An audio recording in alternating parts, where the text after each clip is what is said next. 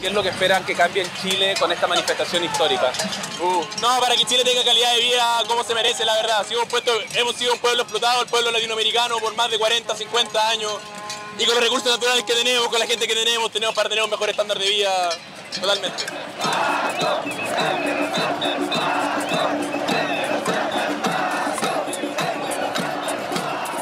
Son las 9 de la noche, en 2 horas comienza el toque de queda y en estas mismas calles van a pasar las tanquetas militares. Pero por ahora la gente A presentar a Martín. Bueno, Martín Coan es un escritor y docente argentino, licenciado en el profesorado de enseñanza secundaria normal por la Universidad de Buenos Aires y posteriormente licenciado y doctorado en letras en la Facultad de Filosofía y Letras de la misma casa. Compagina su actividad literaria con la docencia en la Cátedra de Teoría Literaria, tanto en la UBA como en la Universidad de la Patagonia. Comenzó a publicar en el año 1993, recibiendo galardones como el Premio Ralde de Novela por Ciencias Morales y el Premio Conex al Mérito en Novela en 2014. Entre sus obras más recientes destacamos Confesión, novela de 2020, Me acuerdo, ensayo del mismo año, y La vanguardia permanente, obra también ensayística y publicada en editorial Paidós. Dicho esto, doy paso a mi compañera y amiga Ana Fernández del Valle e iniciamos el conversatorio que, recuerdo, después contaremos con la participación del resto del público. Adelante, Ana. Hola a todos. Hola, querido Martín. ¿Cómo estás? Bueno, qué alegría verte, aunque sea pues, virtualmente en este entorno un poco extraño. No sabes nunca si las cosas van a salir bien, si va a funcionar la tecnología. Es todo bastante caótico. En fin, terrible, ¿no? Pero bueno, esperamos que esta vez sea el último coloquio online que celebramos y a ver si el año que viene cruzamos los dedos a ver si puede ser ya presencial. Esto de hablar una pantalla es insoportable. Es tremendo. Sí, totalmente. Entonces, bueno, yo quería empezar rompiendo un poco el hielo con una pregunta que, bueno, es doble, ¿no? Y aunque pueda sonar un poco obvia, sobre todo en el marco del coloquio, yo quería preguntarte así a bocajarro, Martín, ¿qué es para ti la revolución? Y también, ¿qué te sugieren esas palabras de César Vallejo?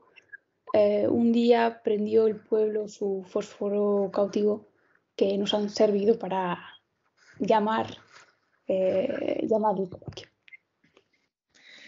Es fabuloso porque si hay una palabra, debe haber pocas palabras y quizás ninguna que hayan tenido tal intensidad, tal potencia como revolución, una inscripción más concreta y más intensa en la historia y en las prácticas sociales, y que de una manera que solamente podemos comentar con una melancolía en la que procuraremos no sucumbir, se ha ido licuando o se ha ido vaciando o se ha ido volviendo difusa.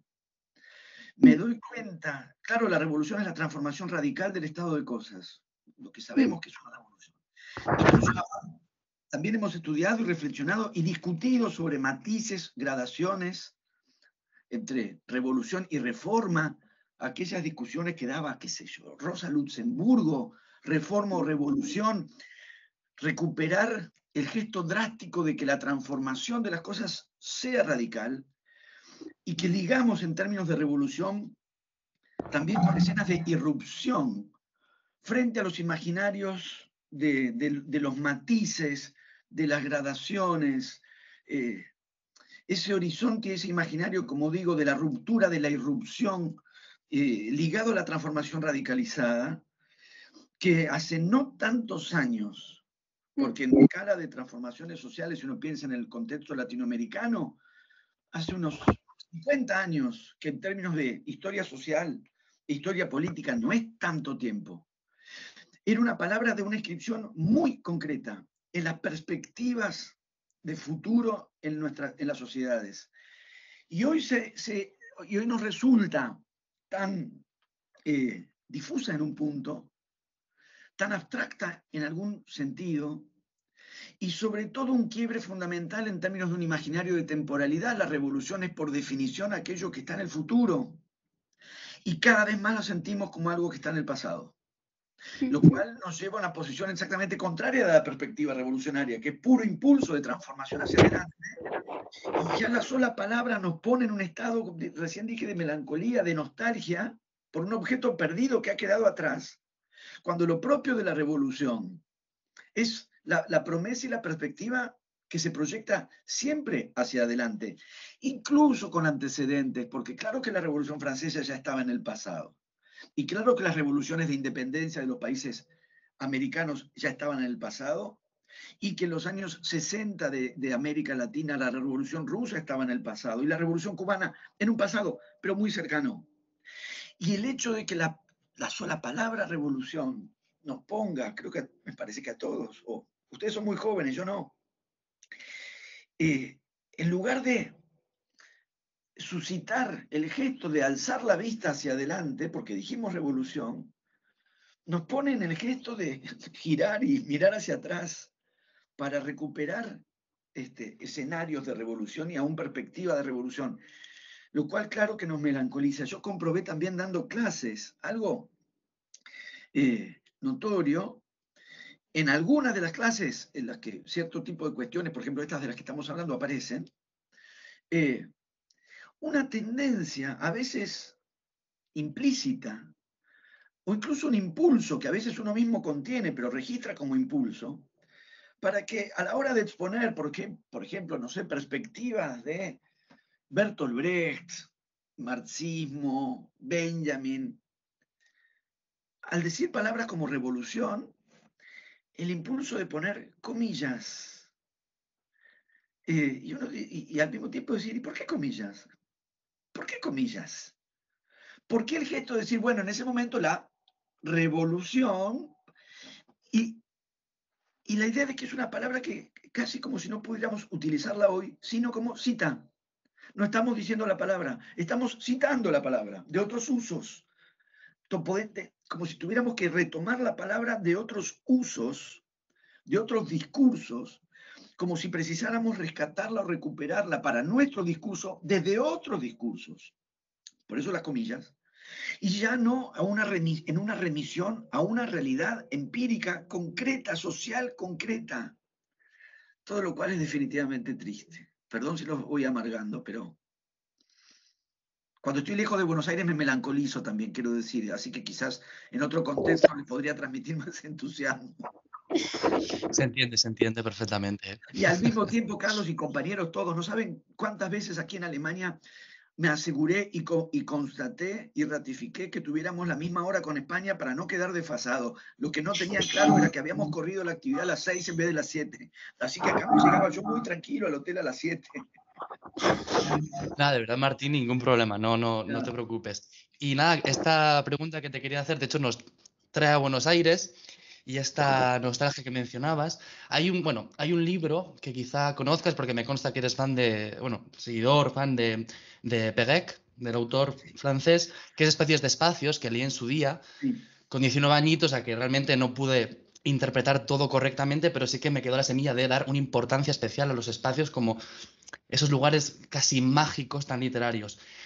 Y eso me hizo reflexionar sobre los espacios académicos. Por ejemplo, las universidades españolas y británicas, que son las que yo conozco, son espacios extremadamente, en mi opinión, asépticos, despersonalizados, en los que el estudiantado no tiene prácticamente, digamos que no es su lugar, más allá de ir a clases. Sin embargo, cuando fui a tu facultad, precisamente, a Filosofía y Letras, que de hecho repetí visitas una y otra vez en mi estancia porteña, me fascinó precisamente el hecho de que el espacio de la facultad, o todos los espacios, eran totalmente propiedad de los estudiantes. Y me preguntaba, en ese sentido, cómo se vive esto desde la perspectiva del docente. ¿Qué papel tiene el docente, un docente como tú, Martín, en este espacio tan particular? ¿Y por qué, y qué opinión te merece que sea algo tan, radicalmente distinto, por ejemplo, a lo que quizás has visto en Alemania o en otras universidades europeas? Sí, hoy mismo, porque también la demora tuvo que ver con que hasta hace muy poquito estuve dando clases hoy aquí, en Bielefeld, en la universidad en Alemania,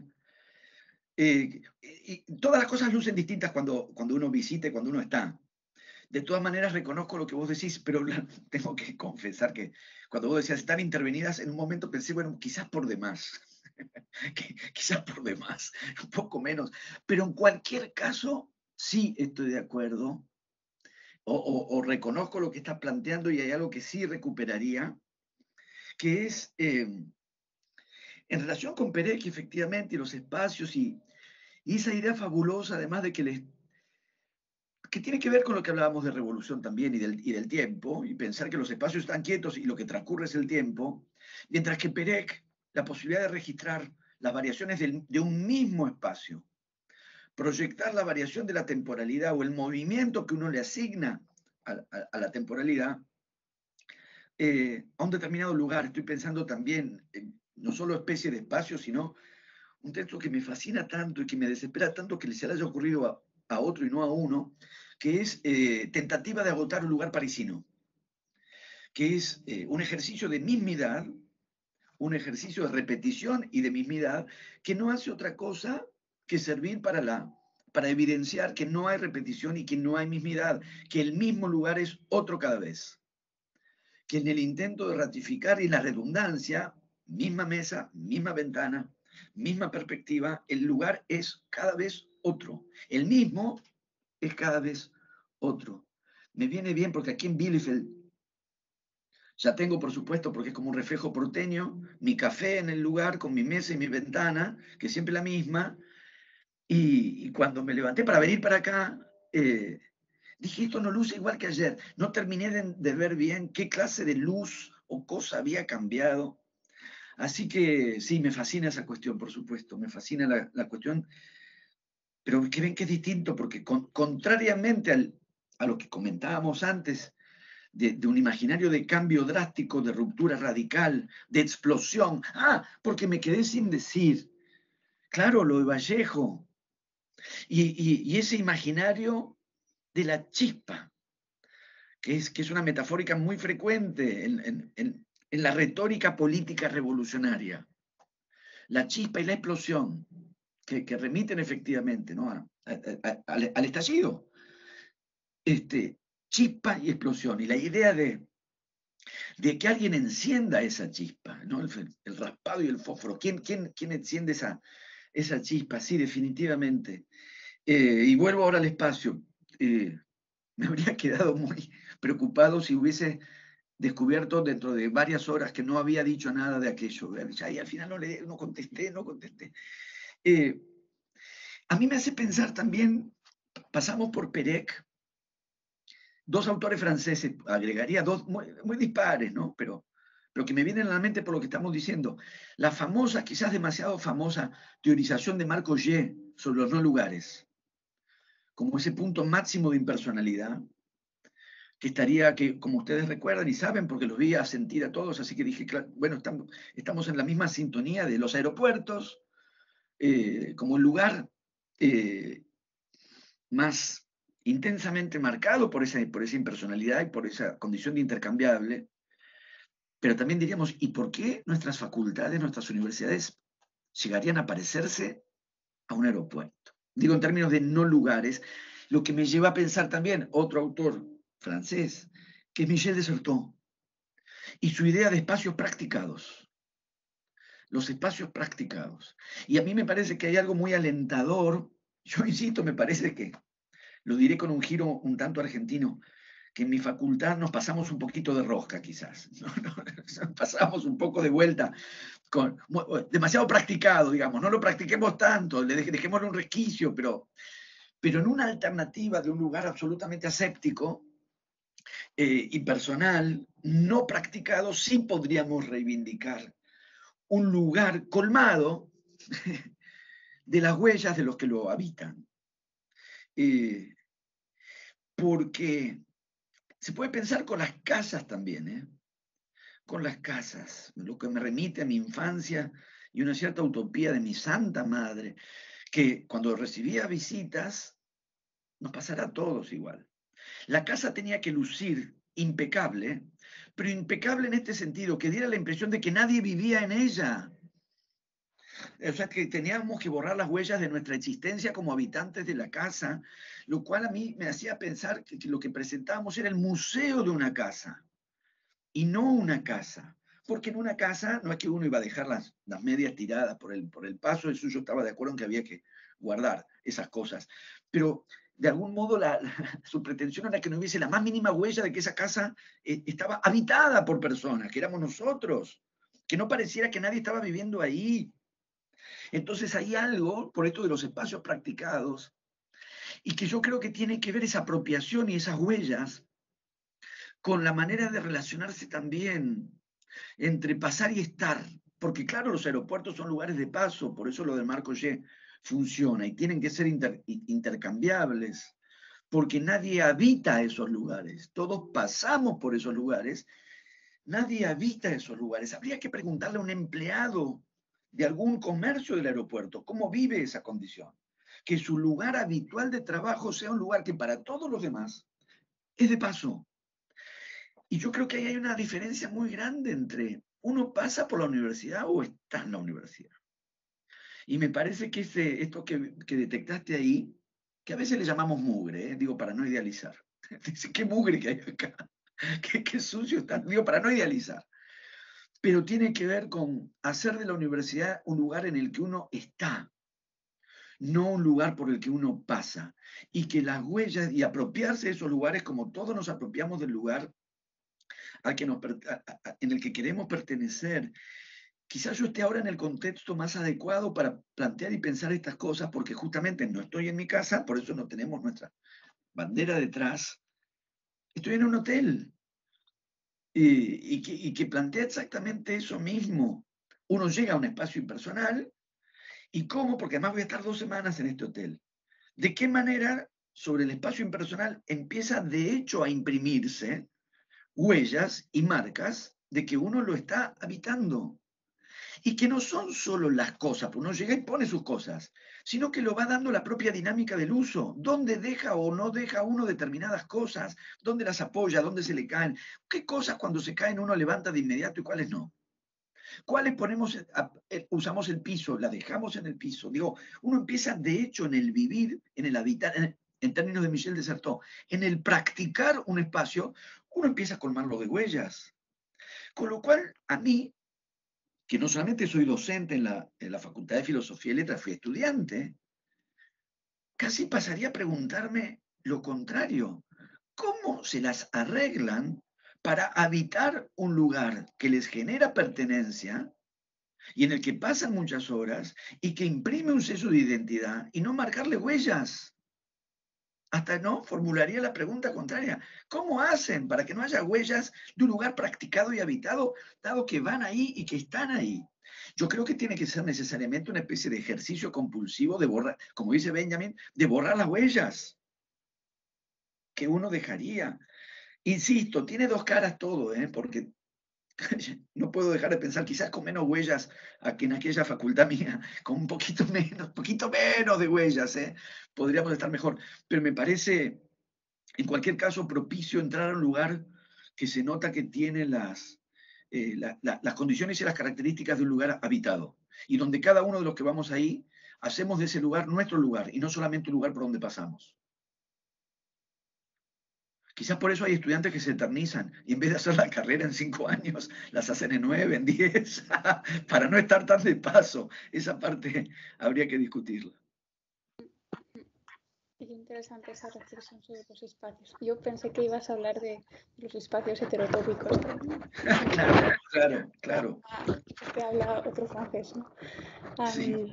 Bueno, al hilo de lo que comentabas, yo quería sacar a colación ya ese conjunto de ensayos que publicaste hace poquísimo, en los que revisas y cuestionas un poco el concepto de vanguardia, ¿no? Llevan el título, como todos sabemos, La vanguardia permanente, la posibilidad de lo nuevo en la literatura argentina. Y entonces, bueno, yo pienso... Lo pienso ahora y también lo pensaba cuando estaba leyendo el libro. ¿En qué desencadenó Martín ese libro? ¿Qué desencadenó la escritura de ese libro en este aquí y ahora, en tu aquí y ahora? voy a ser muy sincero porque es lo que corresponde, pero siento que pincho un globo de ilusión. El libro me lo encargaron. Me lo encargaron. O sea, fue una idea de la editora de Paidós, que es alguien. Pero al mismo tiempo no voy a pinchar tanto el globo o lo voy a remendar rápidamente, porque excepto que alguien necesite muchísimo el dinero y como yo tengo una vida muy modesta, no necesito mucho, me arreglo con poco. Me parece raro que alguien asuma un encargo que no lo siente como propio y en el que no se reconoce. Es parecido a lo que decíamos de los espacios. Debe ser tremendamente incómodo escribir sobre un tema que no es el que uno ocuparía. Entonces puede ser un tema que a uno no se le ocurrió, de hecho no se me ocurrió. Me contactan, me lo proponen, y claramente mi respuesta inmediata fue, déjame ver. Yo dije, déjamelo pensar, pero pensar ¿qué significaba? Exactamente esto que vos estás planteando. Es decir, si esta interpelación, si me puedo apropiar de esta interpelación. Si efectivamente esta idea que llega de afuera, verdaderamente funciona como idea propia. Y quiero decir, toca inquietudes que sean propias y motiva intereses que sean propios. Si no, debe ser muy arduo y muy laborioso escribir un libro con ese grado de ajenidad. Yo no lo haría. Entonces, digamos, efectivamente la motivación, bueno, como pasa en verdad con los deseos, el deseo es propio, la motivación es externa. Entonces aquí hubo una motivación externa que encendió un deseo propio y que creo que tiene que ver con lo que vos misma planteabas también antes, que es remitir, y el juego del título, claro, entre la vanguardia permanente y la revolución permanente en el horizonte de la concepción de Trotsky, en realidad porque efectivamente esas dimensiones buscan estar superpuestas, por lo mismo que vos planteabas con respecto a la idea de revolución, el imaginario de una ruptura drástica. Romper drásticamente con lo existente y establecer algo radicalmente nuevo. La radicalidad. Entonces, efectivamente, una cosa resonó en la otra, en términos no idénticos, pero análogos a los que íbamos pensando antes, que es, digamos, lidiar al mismo tiempo con la imposibilidad de sostener las utopías de las vanguardias en el arte como tales, y al mismo tiempo la disposición a no renunciar a ellas. Y en todo caso, lidiar y yo casi diría que el libro es el despliegue de este problema, sin solución. Sería un error pensar que se le puede dar una solución o una respuesta, pero sí desplegar ese problema, que es un poco en los términos que comentábamos a propósito de revolución. ¿Qué pasa cuando el futuro quedó atrás? ¿Qué pasa cuando eso que de por sí no puede sino tener una impronta de futuro, y de hecho, no por nada, de entre las distintas corrientes de vanguardia, surrealismo, dadaísmo, dos muy distintas, como sabemos, y con un signo político contrastante, adoptaron, no obstante, esa denominación, futurismo. ¿Qué pasa pero toda la vanguardia, ya en la misma idea de avant-garde, ¿no? de adelantarse en el terreno, militarmente es adelantarse en el terreno, pero otra vez, ahora proyectamos el espacio sobre el tiempo, suponía también adelantarse en el tiempo, por eso esa impronta de futuridad, por eso los futurismos, aunque uno fuera comunista y revolucionario y el otro fuese fascista, la impronta de futuro. ¿Qué pasa cuando ese futuro es pasado? ¿Qué pasa cuando quedó atrás? Otra vez, ¿qué pasa cuando para retomar esa perspectiva de futuro hay que mirar hacia atrás y no hacia adelante? ¿Y qué pasa cuando lo nuevo ya fue? Que es efectivamente este dilema de cómo hacer de nuevo lo nuevo. ¿Cómo hacer que lo nuevo vuelva? Pero a la vez, la imposibilidad de que lo nuevo vuelva, porque si vuelve, no vuelve como nuevo, vuelve como, otra vez, cita de la novedad, y ya no como novedad. Para no apostar, porque no me resulta convincente, a un propósito de recuperación sin más de las vanguardias. Invocarlas, convocarlas o reactivarlas sin más, porque eso supondría no hacerse cargo de que ya han pasado. Y de que han pasado y se han visto en algún punto frustradas o neutralizadas o domesticadas o fagocitadas, digamos, variaciones para dar cuenta de que esa irrupción otra vez, esa irrupción de transformación radical del estado de cosas en el arte, y por lo tanto, y a la vez una proyección de que esa transformación involucrara también una transformación de la realidad y del orden social, o habría que decir, del desorden social, desordenar lo social.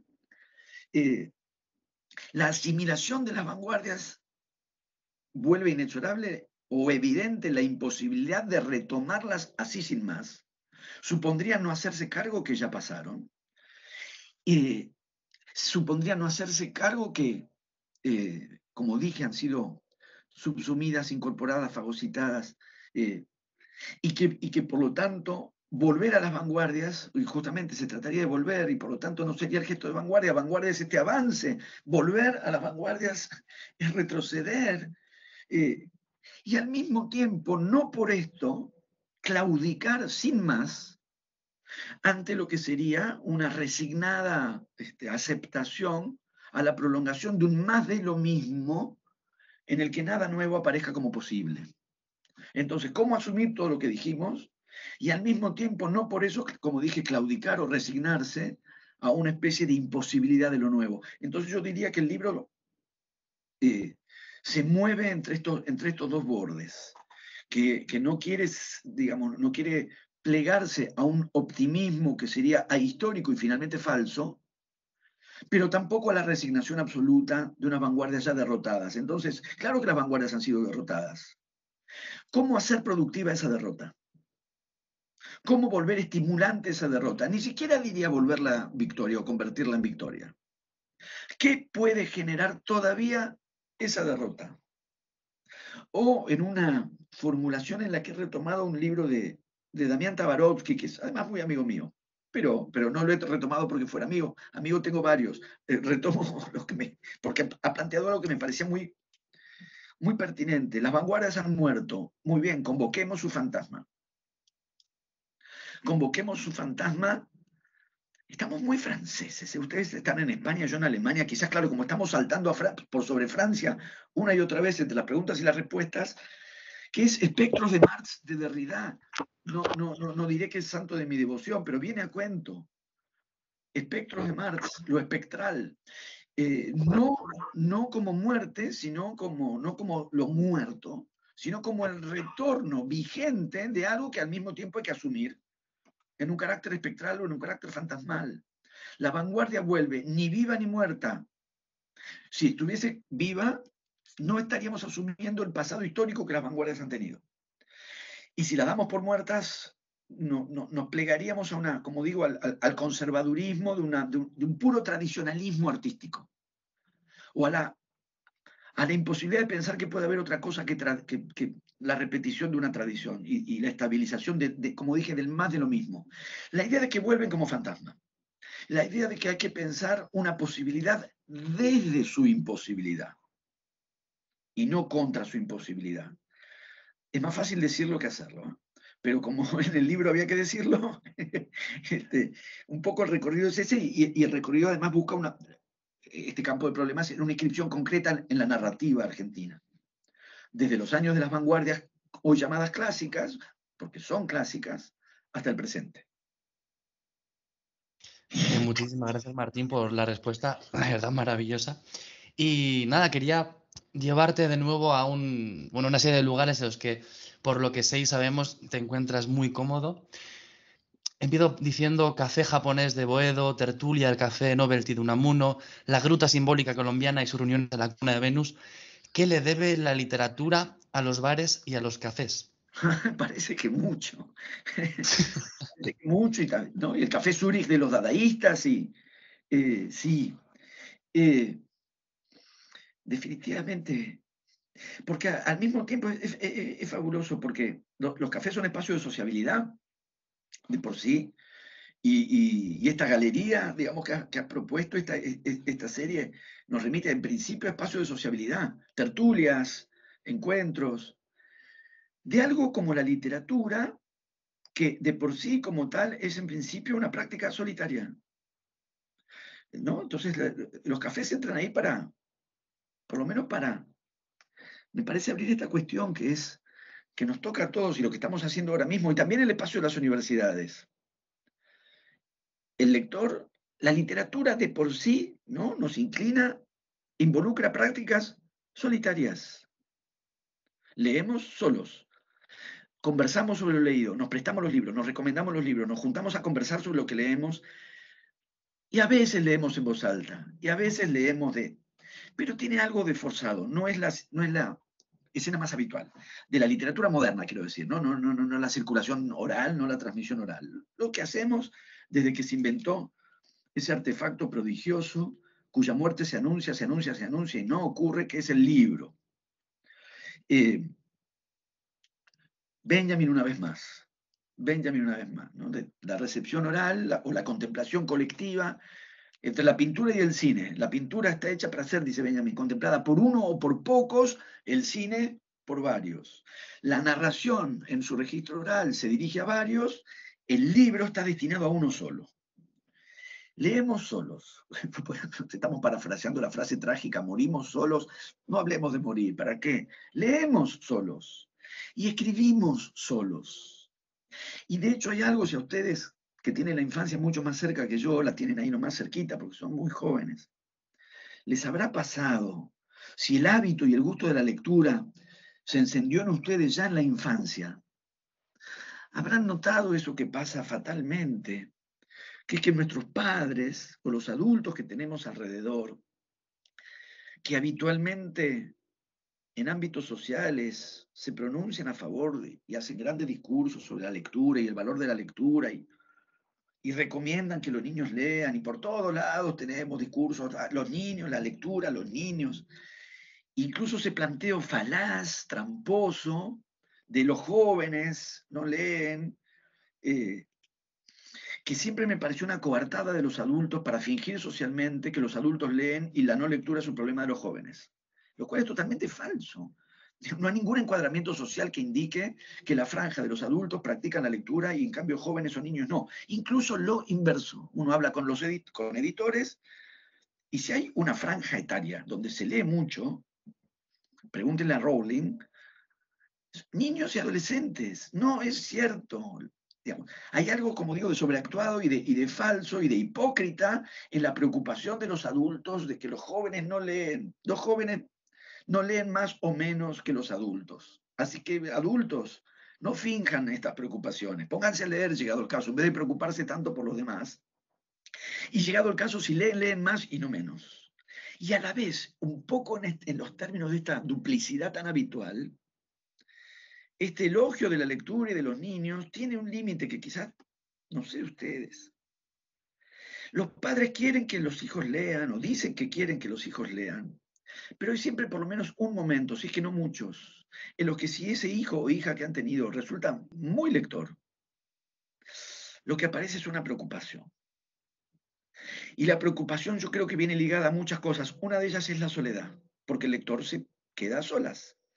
El lector elige estar a solas, incluso si estamos, lo comentaba ayer creo acá en una clase. ¿Qué dice el lector en el momento en que abre el libro? Que prefiere el libro y no lo que tiene alrededor. Lo que les estamos diciendo de hecho a nuestro entorno cuando abrimos el libro es que preferimos el libro, la soledad del libro o la soledad con el libro, que ese entorno que tenemos. Es como si nos despidiéramos, aunque nos quedemos ahí. Adiós mamá, adiós papá, me voy a poner a leer. Y es la elección de la soledad, y es la opción por la soledad. Y los padres que se la pasan haciendo sus panegíricos y sus elogios de la lectura, ahí revelan que lo que quieren de sus hijos es que salgan y tengan amigos y hagan vida social.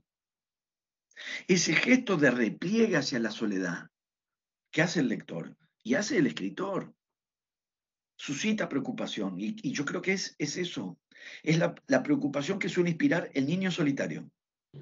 Escena, no estoy hablando de alguien que queda solitario para siempre, o del todo. Escenas donde uno dice, prefiero estar solo. Porque eso es lo que dice el lector. Prefiero estar solo. El café entra por lo menos de dos modos, que es el traspaso de esa soledad. La escritura es lo mismo, pero funciona igual que la escritura. Lo hacemos solos. Y luego tenemos distintas escenas de sociabilidad. Esta que estamos haciendo es una. Las clases, yo soy, como hemos dicho, soy profesor, es otra. Nos juntamos a hablar de literatura, a desplegar las lecturas, a poner los textos cada uno en su mesa y a hablar de literatura y a intercambiar sobre literatura o a intercambiar lecturas o a producir análisis de lectura en la escena de la clase. Entonces ese traspaso del repliegue de soledad a un despliegue de sociabilidad, claro que encuentra en los cafés un espacio óptimo y encuentra en los cafés el escenario perfecto para los intercambios, para las tertulias, para los debates, o para los agasajos, o para los banquetes de escritores. A la vez, y por eso los cafés son para mí los espacios más perfectos de todos, son espacios muy perfectos para la soledad. Al menos la soledad como me gusta a mí, que es la soledad con otros. Estar solo, pero que también haya otros. Esa combinación no es tan fácil, porque generalmente tenemos una disyuntiva, o estamos con otros o estamos solos. Esa disyuntiva deja de ser disyuntiva cuando uno se sienta en el café, donde uno está con otros y solo.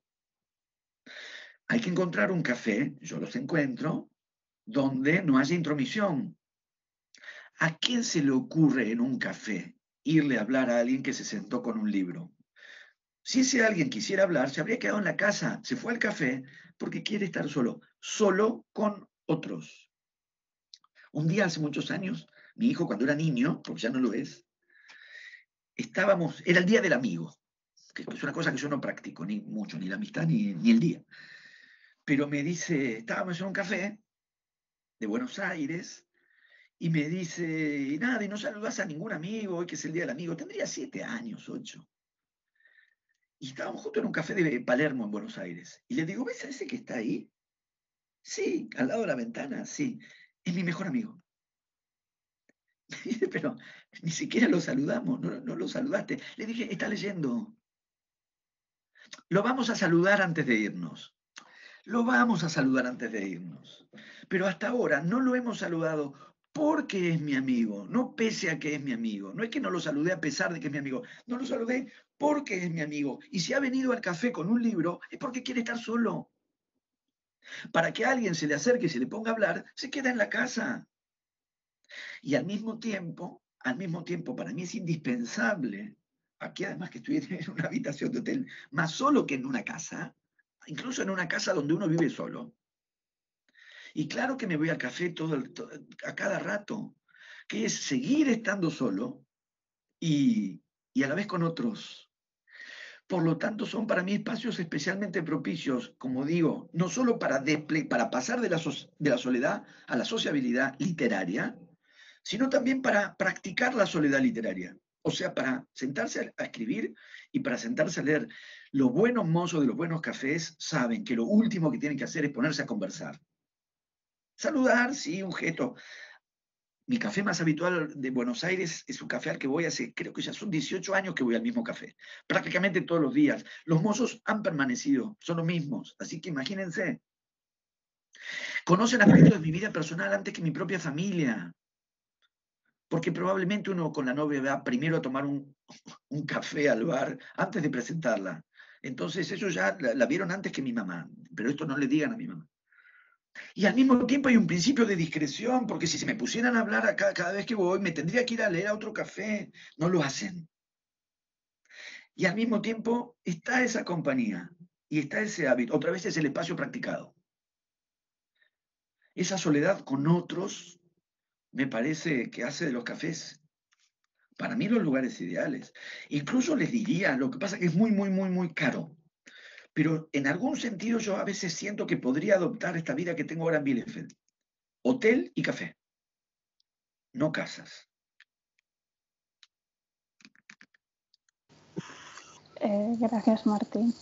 Bueno, yo tengo que decir que tengo muchas preguntas ahora, muchos comentarios que he ido anotando, pero o sea, de una manera muy caótica. Tengo una lista de preguntas, pero me parece que, bueno, hay algo en lo que he pensado, que es, bueno, primero, a colación de lo que decías, de que leer y escribir es un acto solitario. Yo estaba pensando en un poema de Edmund Javert No sé si sabes a cuál me estoy refiriendo. No, a ver. Lo tengo aquí en el móvil, lo estuve buscando. Se Ajá. titula De la soledad como espacio de escritura. Ajá. Y es un poema un poco largo, pero realmente yo lo conocí a través de Eduardo Milán y es estupendísimo. De hecho, todo Edmond Javert es maravilloso. Sí, claro. Sí. Es alguien, hace un rato nombré a este otro amigo mío, que no era el del café el día del amigo, que es Damián Tabarovsky, que es por quien yo conocí a Edmond Javert. Ajá. Así que sí, fabuloso. Y otra cosa que quería decir es que, bueno, hablábamos un poco de la infancia, de los cafés, estos espacios lúdicos, ¿no? Y también saltándome todo mi listado de preguntas, bueno, hace como 2 semanas estuvimos Juan Manuel y yo, compañero Juan Manuel, estuvimos con César Aira porque él recibió el premio Formentor, ¿no? Ajá, no sé. Y le hicieron unas preguntas y en una de ellas Aira comentó que su escritor favorito era Lautréamont porque se había muerto de niño, ¿no? Y entonces a eso acotó que, claro, había podido ser revolucionario porque se había muerto de niño, porque escribió siempre siendo un niño. Sí. Entonces... Espérenme que hace calor acá, por suerte, porque a mí me gusta el calor. Y fíjense, tengo como gesto demagógico tipo Axl Rose, que es que he ido a dar clase con la camiseta de Alemania. Soy como el Axl Rose, que se pone las camisetas de los lugares. Así que hoy me fui acá con la de Alemania para dar clase. Primero, qué suerte, porque Aira es muy reservado y en Argentina no da entrevistas a nadie desde hace años. Yo lo conozco y he tenido la suerte de hablar con él. Qué tipo absolutamente genial. Pero en su literatura está efectivamente eso mismo. En su literatura, la cuestión de la infancia ocupa un lugar fundamental, no como tema, aunque a veces está efectivamente tematizada. Está tematizada a veces porque escribe sobre su propia infancia, en el pueblo de donde él es, o la pequeña ciudad donde él es, que es Coronel Pringles, pero hay un brevísimo texto que es una novela, porque él, aunque haga 4 páginas, las llama novelas, que si no recuerdo mal se llama El juego de los mundos, donde aparece su hijo. O sea, hay variaciones sobre la figuración de la infancia, la propia o la del hijo, pero más que una tematización, aunque hay tematización, el lugar decisivo que los dispositivos narrativos de Aira ocupan, la fábula y el juego, todo lo que hay de juego y de fábula. No de infantilismo en el sentido de un estereotipo de la infantilidad, porque al mismo tiempo en esas fábulas y en esos juegos hay un espesor y, y una densidad de ideas, pero incluso esas ideas o esas teorías a veces siempre muy exactas, quiero decir, siempre inteligentísimas, pero que están siempre jugando con el delirio, no dejan de tener algo de juego en Aira. No es que hay una fabulación lúdica y eso se detiene para reflexionar. Una cierta impronta, un cierto espíritu de juego está también en la deriva de las reflexiones y las asociaciones. Me parece que Aira es un escritor, su literatura es especialmente propicia para eso que él por algo subrayó, ¿no? Lo subrayó porque efectivamente me parece que es algo a subrayar en su literatura que no es, insisto, exactamente ni la interpelación a los niños, ni narrar mundos de infancia, pensando en Silvina Ocampo, por ejemplo, donde hay tanta figuración, que está muy bien, está obvio, no quiero decir, no que yo tenga que decir si está bien o mal, imagínense qué importancia tiene eso, ninguna, sino que hay algo así como espíritu, me nacen palabras que no me conforman, porque pensé la lógica de la infancia, el espíritu de la infancia, una impronta de la infancia, el sello de la infancia, un mundo, pongamos mundo. El mundo de la infancia está funcionando en esas literaturas, las de Aira, no sé por qué lo dije en plural, claro, porque escribe tanto que uno tiene la impresión de que con la literatura no alcanza, son como muchas, y que insisto en que están las formas. que está en las formas y que Aira conserva, más allá que, por suerte para todos nosotros, él no murió joven ni niño, pero ha mantenido eso de un modo particularmente interesante, porque insisto que no incurre ni en el infantilismo, ni en los estereotipos de la niñez, ni en la idealización de la niñez, ni en evocaciones melancólicas. Me parece que ha logrado transferir, justamente porque es mucho más que un tema. Es un dispositivo narrativo el de Aira, entre la magia, la fábula y el juego. Benjamin, si yo no recuerdo mal, o lo estoy citando un poco imprecisamente quizás, dice que los niños lloran cuando descubren que las palabras no hacen magia.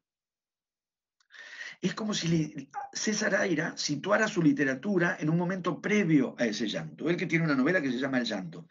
Sitúa, no todas las novelas, no toda su literatura, pero buena parte, se situara en ese momento previo al del llanto, cuando todavía las palabras pueden hacer magia. Tiene también una novela que se llama El mago. Muchísimas gracias de nuevo, Martín. Y nada, ¿puedo decir creo una que... cosa? Ah, sí, perdón. Claro, Es que Benjamin tiene ese librito, no recuerdo ahora mismo su nombre, donde habla de sus juguetes, de la colección de juguetes que tiene, y dice exactamente lo mismo. Sí, absolutamente, Sí. porque es una muy buena referencia también. Yo lo tengo, ese texto, no recuerdo el artículo, yo lo tengo en una... porque tenemos por un lado Infancia en Berlín hacia 1900, por supuesto, que es la evocación de su propia infancia. Raramente me encuentro diciendo acá en Alemania, no allá en Alemania. Qué raro eso, pero qué raro para mí.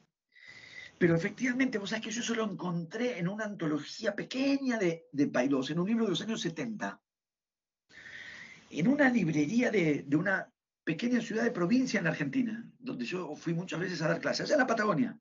Apareció ese librito, encontré ese librito.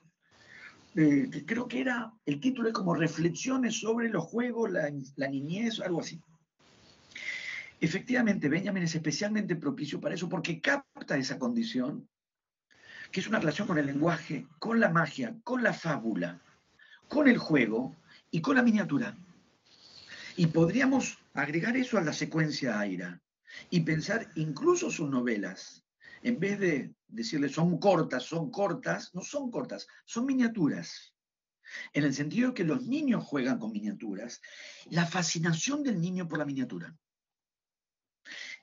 que es no solo el objeto miniaturizado, cuando dice fascinación por los avioncitos, sí, los aviones, fascinación por los autitos, sí, por los autos, pero en la serie es también la fascinación por la miniatura, por la condición de lo miniaturizado, cuando las reproducciones son exactas.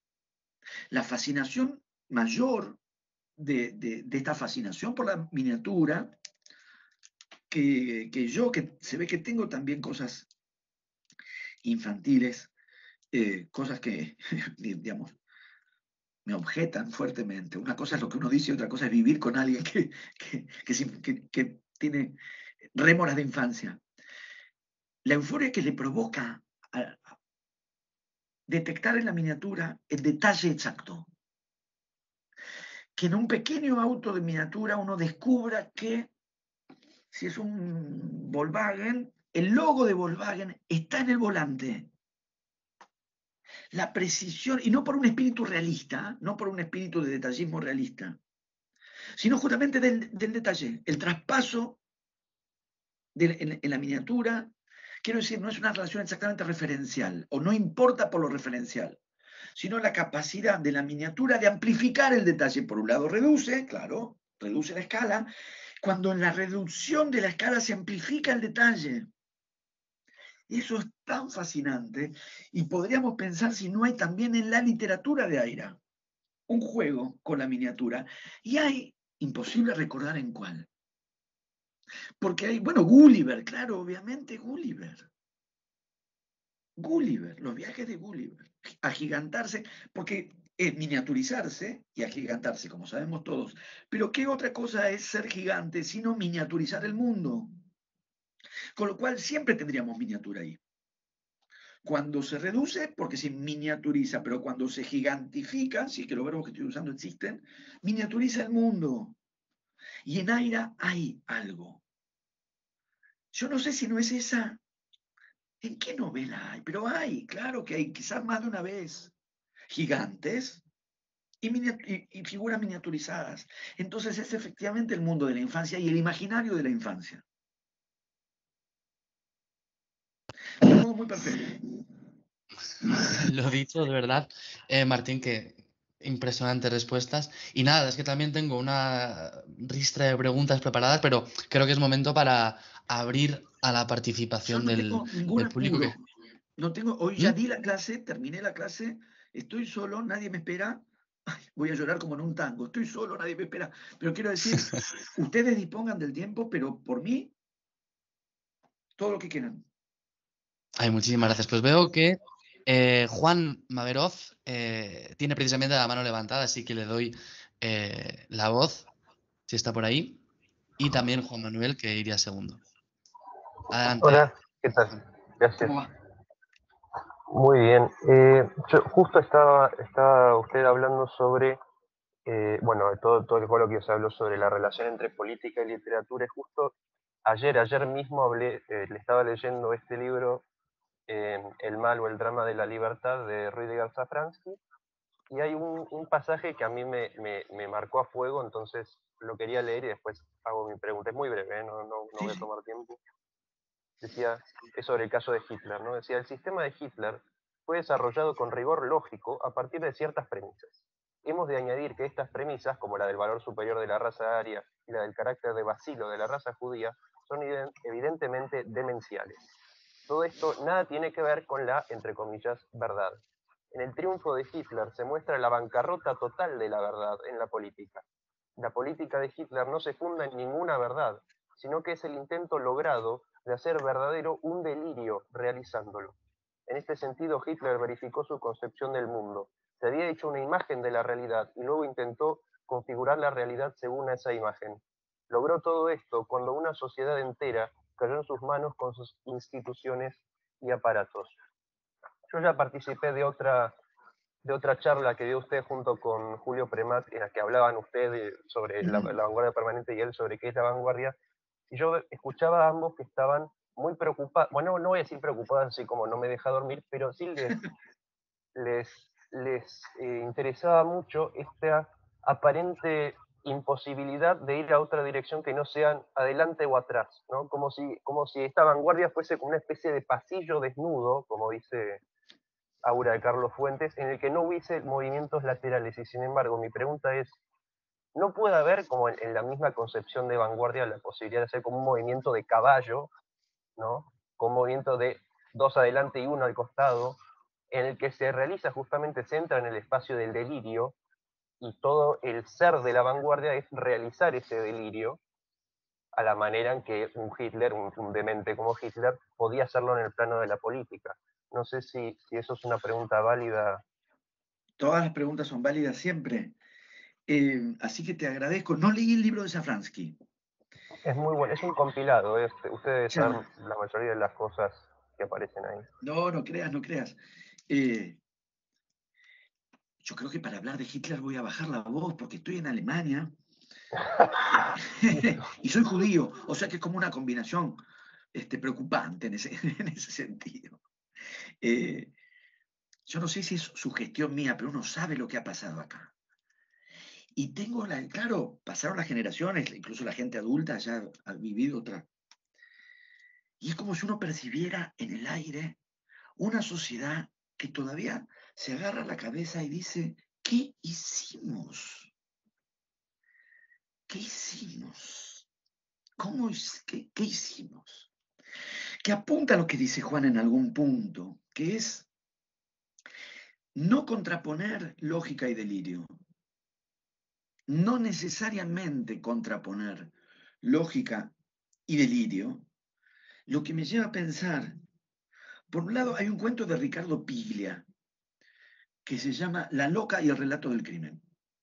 Es un cuento policial que tiene como base una mujer que delira, la loca, delira, devanea y delira. Y el caso se resuelve sobre una base, que es encontrar cuál es la lógica de ese delirio.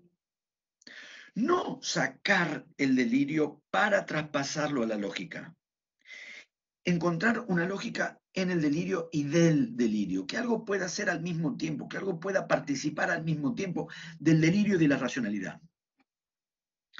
Y pensaría o agregaría también, porque como dije, no leí lo de Safransky, pero si uno piensa en la dialéctica del iluminismo de Adorno y Horkheimer, que entiendo que son los primeros, digamos, entiendo yo, en una aproximación que busca problematizarla y a poco de terminada la guerra, de la Segunda Guerra, y a pocos años de saberse por completo qué era lo que había estado pasando en los campos de exterminio, que es no reducir el asunto a la locura de Hitler. Ni la locura de Hitler, ni una especie de locura colectiva que habría ganado a todos por aquí, porque en definitiva, remitirlo a la locura, remitirlo enteramente a la locura, es expulsarlo de la dimensión de la razón humana. Y por lo tanto, no asumir la posibilidad, cierta por otra parte, de que esa atrocidad sea producto de la razón humana, que es lo que fue. El carácter rigurosamente ordenado y rigurosamente organizado de los campos de exterminio, que tienen, por un lado, todos los elementos para que nos remitirán a lo más absolutamente demencial, insisto, no lo estoy descartando, no estoy diciendo no fue ninguna. En relación a lo que planteaba Juan, efectivamente, no hay ninguna verdad en la premisa de la raza pura, la raza superior, el vacilo, claro que no hay. Al mismo tiempo, cobra la forma discursiva de la verdad, porque se apoya en el discurso científico, que es el formato discursivo por excelencia de la verdad objetiva y a la vez el delirio. Conciliar el delirio con el discurso de la racionalidad. En el discurso y en la práctica, conciliar el desborde de lo inconcebible con una administración perfectamente racional, con un dispositivo de burocracia, con una regulación administrativa perfectamente lógica, que no es además un componente o un agregado, es constitutivo. Como sabemos también por el análisis que ha hecho Hannah Arendt de la figura de Eichmann, como un burócrata, como un ejecutor burocrático. Quiero decir, no es un componente accesorio de lo que pasó durante el nazismo, es constitutivo. Y es eso que, otra vez, en la lectura de Ricardo Piglia anticipa Kafka. Ese punto donde la lógica administrativa racional confluye con lo demencial. Encuentra un punto en el que esa misma racionalidad toca su irracionalidad. Entonces, efectivamente, porque expulsarlo a la locura es expulsarlo, es una reconciliación con la razón humana, como si la razón humana pudiese ser de por sí un antídoto suficiente frente a estas cosas. No lo es, no lo fue. Estas atrocidades fueron producidas también por la razón humana. Eso por un lado. Por otro lado, deberíamos decir, no todos los delirios son iguales. No todos los delirios son iguales. Ni en la política ni en el arte. Entonces, podríamos o deberíamos, en la línea de lo que planteó Juan, recuperar una dimensión liberadora del delirio, que la tiene. Acabamos de hablar, estoy siguiendo la línea de Juan, ¿no? Acabamos de hablar de la sinrazón. Sí, estoy acá. Articulada racionalmente como el dispositivo de dominación, de destrucción más atroz que haya conocido la humanidad. Tiene también un carácter liberador, tiene también la posibilidad y la potencia de un carácter liberador. Lo cual nos remite, en términos de vanguardias, yo diría que fundamentalmente al surrealismo. Liberar a la escritura del control racional para, precisamente ni más ni menos que eso, en la deriva, en la asociación libre, en el fluir de la conciencia y eventualmente en el delirio, hacer de eso un factor de liberación. Lo cual nos remite también a Lautremont Y de nuevo a César Aira. De nuevo a César Aira, quizás en la literatura argentina, más que cualquier otro de los que tocaron, jugaron, buscaron o quisieron conectarse con el surrealismo. Y de hecho, una cosa que un adjetivo que suele aparecer a propósito de las novelas de Aira, o de muchas de las novelas de Aira, a veces como impugnación, no sé por qué, es que son delirantes. O sus finales delirantes. Recuperar en clave surrealista aquello que el delirio puede tener de liberador. Segunda cosa. Tercera, yo creo que el que planteó esa idea es muy inteligente, por lo tanto la planteó Premat. Porque yo soy más, ¿cómo decir? Más estructuradito que Julio. Por eso lo escucho mucho a Julio, y a Julio Premat. Porque efectivamente, y acá también puede ser Benjamin, hacer saltar el continuum de la historia. Esa linealidad que está efectivamente la idea de un adelante y un atrás, y el pasado atrás y el futuro adelante, dislocar esa temporalidad, dislocar esa continuidad, con lo que supone también de dislocación de un imaginario de progreso, de un imaginario de evolución, romper con la unidireccionalidad y por lo tanto imaginar otras formas de maniobra, como la de, ahora deberíamos decir también, un caballo que ha enloquecido, podríamos decir también. Es decir, que a veces hace 2 y 1 en diagonal y a veces salta, no se sabe cómo. A mí me interesa mucho eso. Yo no lo sé hacer. Mi escritura no es así y no podría ser así. No me sale.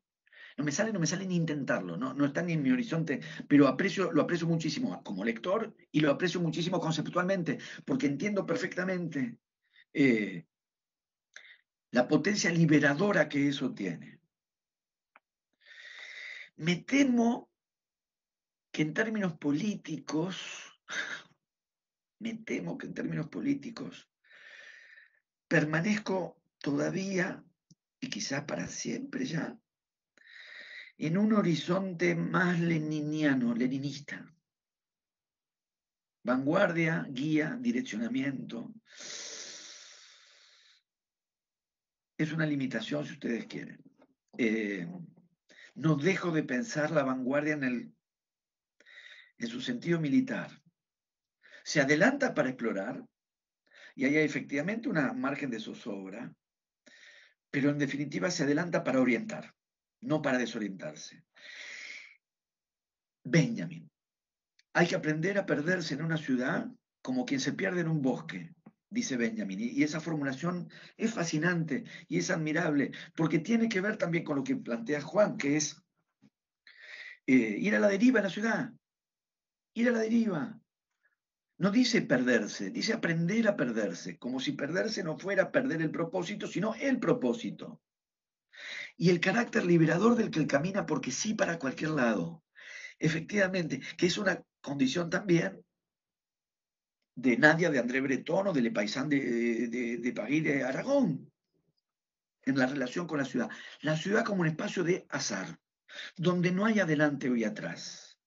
Efectivamente. ¿Quién camina primero para adelante y después para atrás? Yo. Tengo esa limitación. He leído eso en Benjamin y he leído con fascinación eso en Benjamin. Lo último que yo quisiera que me pase a mí es perderme en una ciudad. Estoy en una ciudad que no es la mía. No me pierdo, yo acá no me pierdo y no me gustaría nada perderme. Y me ha pasado ya, no solo no me pierdo, he dado indicaciones a turistas en ciudades que no son la mía, no en Buenos Aires.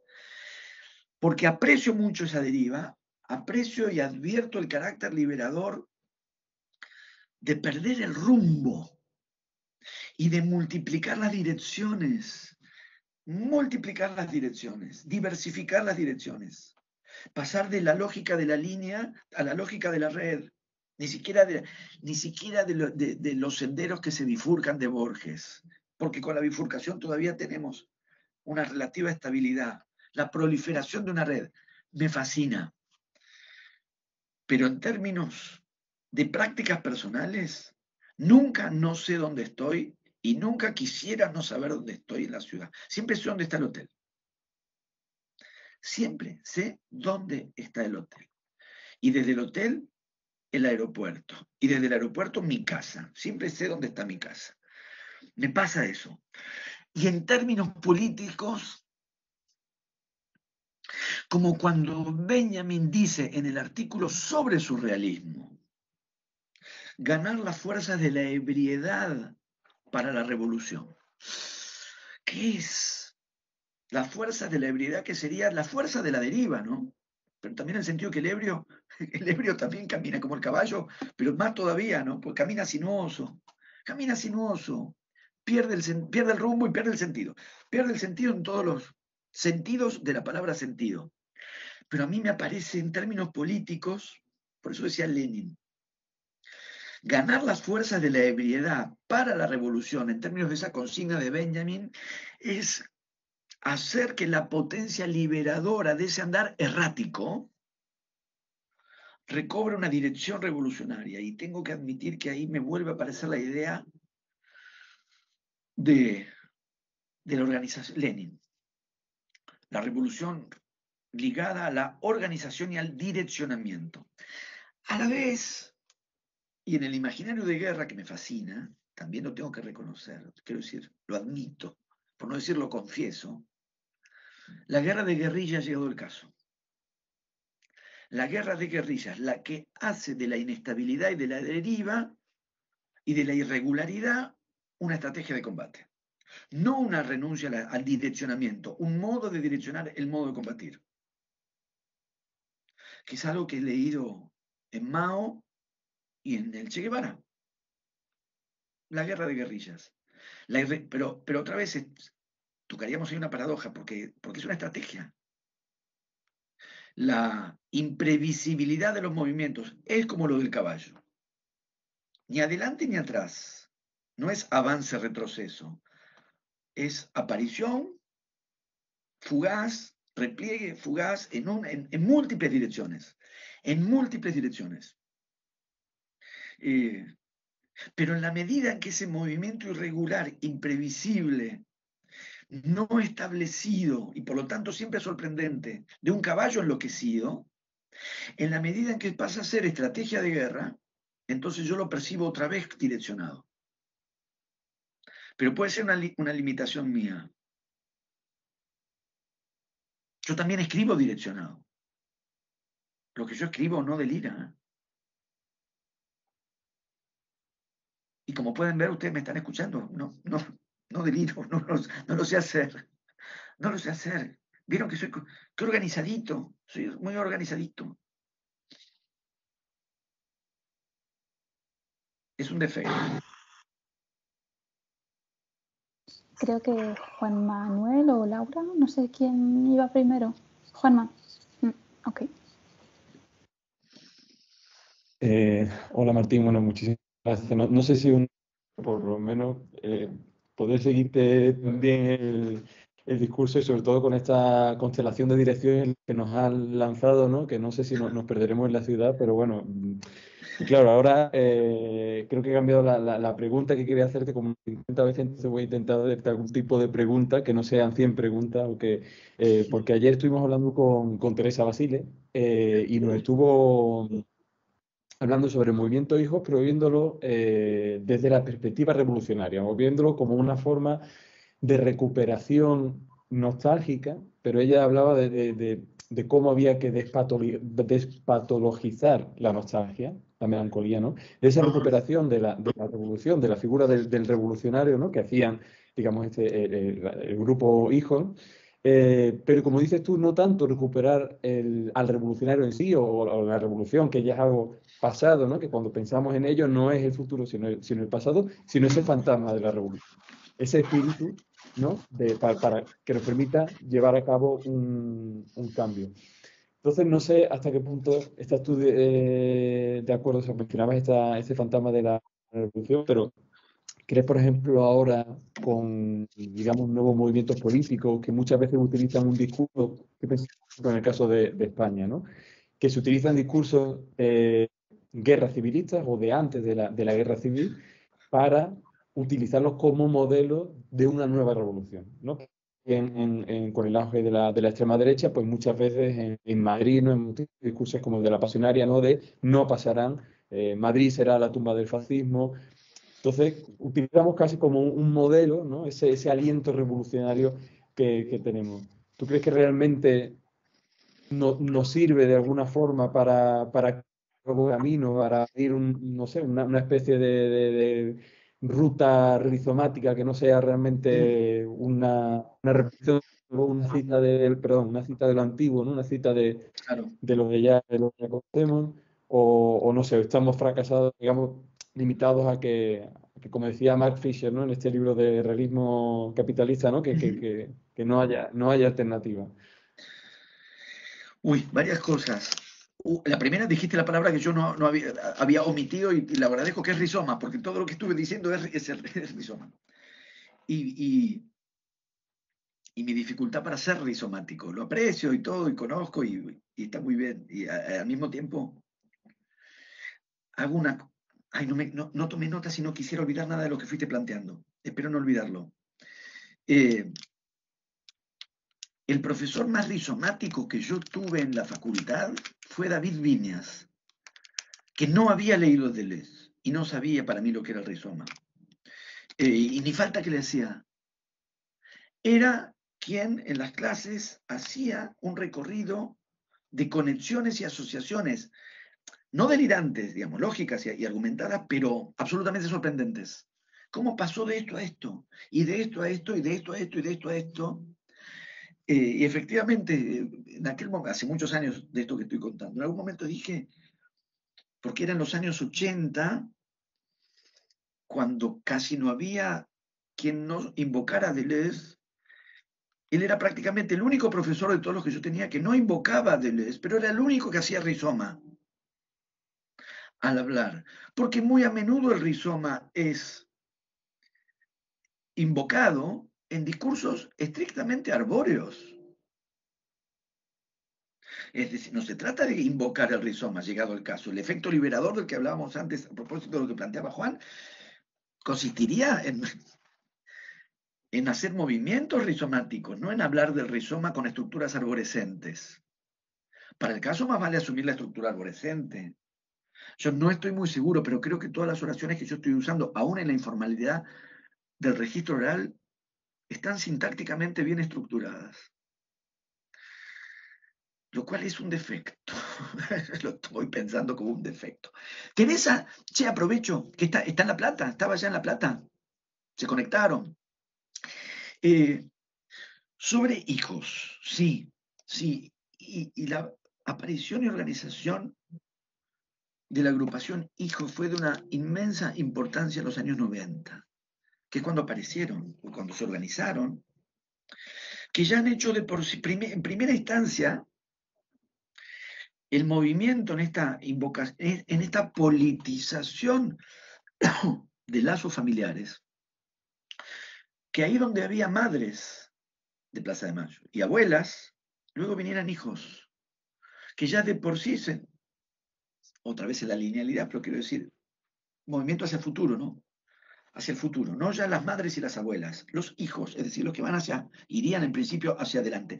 Pero más allá de esa reformulación, que no es menor, hubo algo muy concreto con la aparición de la agrupación Hijos, que incluso impactó, lo dijeron ellas mismas, al menos algunas, sobre el impacto, sobre el discurso de las madres, que fue poder pasar en los tiempos de elaboración colectiva que tienen todo hecho histórico, todo periodo histórico en una sociedad, poder pasar a un discurso que incorporara la dimensión de la militancia, el pasado de militancia política de las víctimas de la represión. Cuando la dictadura termina, esto para ustedes es historia, pero yo lo viví. Lo viví igual siendo muy joven. Cuando la dictadura terminó, durante la guerra de Malvinas yo tenía 15, 16 cuando la dictadura termina. Las trampas ideológicas de los represores, las trampas ideológicas del terrorismo de Estado estaban ahí muy cerca. Una de ellas era algo habrán hecho, que eran a la vez las trampas ideológicas que se habían activado durante la misma dictadura. durante la propia dictadura, ante la detención, la desaparición, algo habrán hecho. Y era imperioso contrarrestar en el restablecimiento de la democracia, en la instancia del juicio a los comandantes, a los principales responsables del terrorismo de Estado, desactivar el algo habrán hecho e interpelar a los victimarios en la perspectiva de las víctimas. Y los juicios se sostuvieron efectivamente, sentar a los victimarios en el banquillo de los acusados e invocar la justicia para las víctimas. Y eso fue indispensable. En esa circunstancia, que abarcó años, se volvía difícil recuperar e incluso reivindicar la dimensión activa de la militancia política. La enunciación se ubicaba fundamentalmente en la condición de quien había sido objeto de la represión. Objeto de la represión. Y eso no es que no fuera verdad, por supuesto que era verdad. Y por supuesto que era y fue una verdad indispensable. Esa verdad predominó en esas circunstancias, en la colocación del lugar de la víctima, víctima de la represión, víctima del terrorismo, víctima de la tortura, víctima de la represión clandestina, etc. Y cualquier movimiento hacia recuperar, volver sobre la condición de sujetos activos de militancia política, parecía o podía volverse inesperadamente cómplice de la consigna algo habrán hecho, como si del otro lado, por así decirlo, simplificando, se pudiese decir, ¿vieron que algo habían hecho? ¿Vieron que algo habían hecho? Era difícil salir de esa trampa. Era muy difícil en ese momento, fue muy difícil en ese momento salir de esa trampa. Entonces la colocación era víctima del terrorismo, que además, porque ahora, lo que llamamos, por resumir, porque vos también lo planteabas y no me olvido de esa parte del planteo, que es qué pasa con estas vueltas de las derechas, de los fascismos. Todavía aparece alguno que dice, ¿vieron que no eran inocentes? Con algo que en algún momento se contestaba de un modo muy concreto. Fueron inocentes porque nunca fueron juzgados. Como nunca hubo justicia para ellos, como se los mató sin pasar por una instancia de justicia, son inocentes, dado que ninguna justicia nunca los declaró culpables, dado que no fueron llevados a juicio, fueron asesinados. Pero ahí estamos en una disputa, entrampados en la lógica del aparato de represión, del algo habrán hecho. En esos términos, insisto, objetos de represión, víctimas de la represión. Lo cual, insisto, no es que no fuera verdad, por supuesto que es verdad. ¿Cuándo y cómo fue posible recuperar esto otro que también era verdad? Objetos de la represión, tan inertes como lo está el torturado que está atado en la cama de la tortura. ¿Cómo recuperar también y adosar también, sin caer en la trampa del algo habrán hecho, recuperar la dimensión de sujetos activos de una militancia política? Yo creo que, no digo que se deba solo a eso, que haya estado solo a eso, pero para mí eso es una inscripción muy importante de Hijos. El movimiento de recuperar la militancia activa de sus padres. Y las propias madres dijeron que la enunciación de Hijos las ayudó a transformar su propia enunciación. Decir, sí, eran militantes revolucionarios. Y aún reivindicar, sí, fueron militantes revolucionarios. Y lograr que esa otra memoria, o esa zona de la memoria, quedara por fuera de la trampa fascista de algo hicieron. Claro que algo hicieron. Claro que algo hicieron. Claro que algo intentaron hacer. Y lo recuperamos. Y recuperamos ese algo, reivindicamos ese algo. Los tiempos históricos de procesamiento colectivo, como dije, tienen tiempos propios y quizás es algo que no había manera de hacer en los años 80. Pero sí en los 90, que además, respecto de los años 80, que fueron años de justicia, los 90 fueron años de impunidad. Porque si en el año 85 transcurrieron los juicios a los comandantes, ya en los 80, 86, 87 aparecen las leyes de impunidad, y a fines de los 80, comienzos de los 90, las leyes de indulto, por la cual quienes habían sido juzgados, condenados y encarcelados quedaban libres. Entonces, en esas condiciones de impunidad, estábamos de nuevo frente a la impunidad, y me parece que en la disputa con esa impunidad también fue posible, y son los años en que aparece la agrupación Hijos, esta otra formulación y esta otra modulación, que deja pendiente todavía otros aspectos. La lucha armada.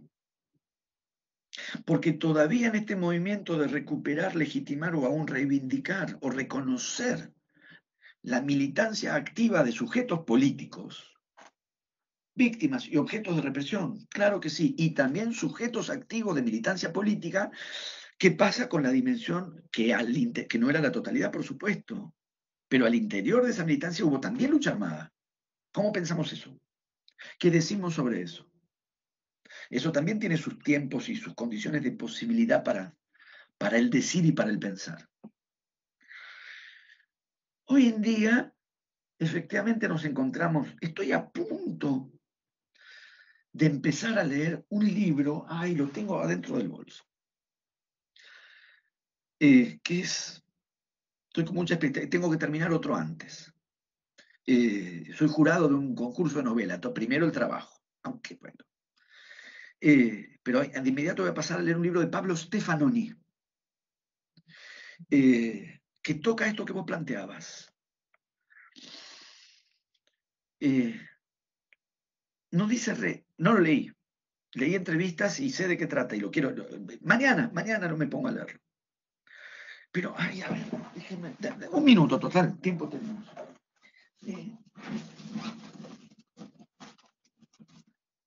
¿Dónde está? Espérense.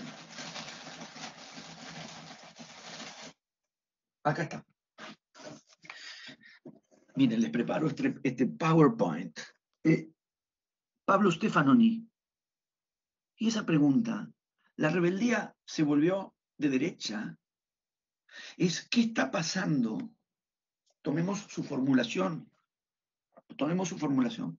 ¿Qué está pasando que las categorías de la desestabilización, de la ruptura, del cuestionamiento, para el caso, dice rebeldía, tomemos rebeldía. La derecha está hablando el discurso de la rebeldía. Un candidato muy de derecha en Argentina invoca el anarquismo. Habla de anarcocapitalismo, pero dice anarco. Y es completamente reaccionario, pero completamente reaccionario. Con unas combinaciones sumamente interesantes, interesantes y desesperantes a la vez. Porque efectivamente invoca el anarquismo y la libertad del anarquismo. Está contra el aborto.